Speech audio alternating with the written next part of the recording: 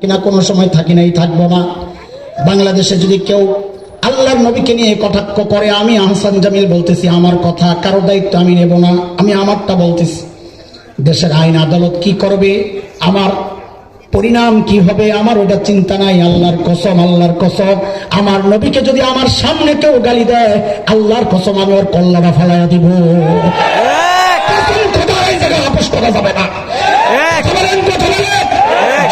একটা কথা জানতে চাই, নবীর দুশমনদের বিরুদ্ধে যদি যুদ্ধ করতে হয়, কল্লা দিতে হয়, রক্ত দিতে হয়, কে কে রক্ত দিতে প্রস্তুত? আল্লাহ।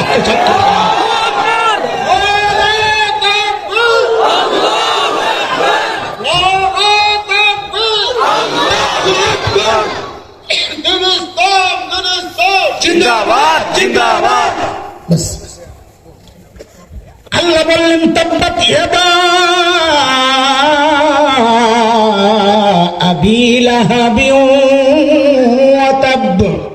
আবু লাহাব তার নবীর কাছে ধ্বংস হবে, তুই ধ্বংস হবি বেটা। ওদের বিরুদ্ধে যারা মুখ করে কসম আল্লাহ, একটাও আসবে না, সবগুলোর ধ্বংস নিবার্য ইনশাআল্লাহ। নবী তো নাই, নবীর ওয়ারিসরা আছে, আবু লাহাব নাই, সূরা তো আছে। বুঝা গেল কিয়ামত পর্যন্ত আবু লাহাব আসবে, নাম পাল্টাবে। আবু লাহাব তো এমন ডরাইছে, মোহে মোহে সাফাবাজি যাই করে, ভিতর শুকায় আসে। অনেক পর বদরের যুদ্ধের ডাক পড়ছে।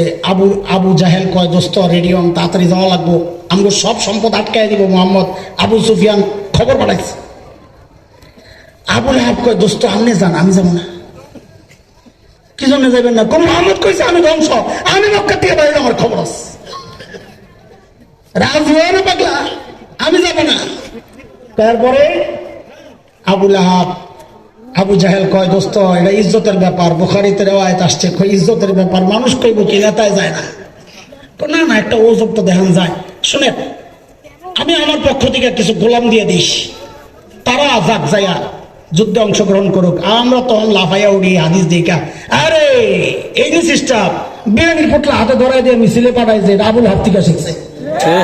বুঝেন না এই কথা? আরে কথা বুঝেন না আপনারা? কিছু কথাবার্তা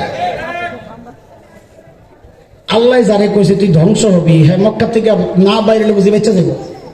কি কোন আপনারা? যার ধ্বংস আল্লাহ চেয়েছেন, তাকে রোখার ক্ষমতা কারো আছে? বদরের যুদ্ধের পর থেকে যখন আসছে সবাই, নেতা তো সব ময়রা সাফা, সব নেতা ময়রা সাফা। আবু লাহাব বদরের 5 দিন কি 6 দিন একটা বক্তব্য আসছে, গলার মধ্যে এমন রোগ হয়েছে, প্লেগ, ফোড়া, ব্যথায় অস্থির হয়ে মারাই গেল।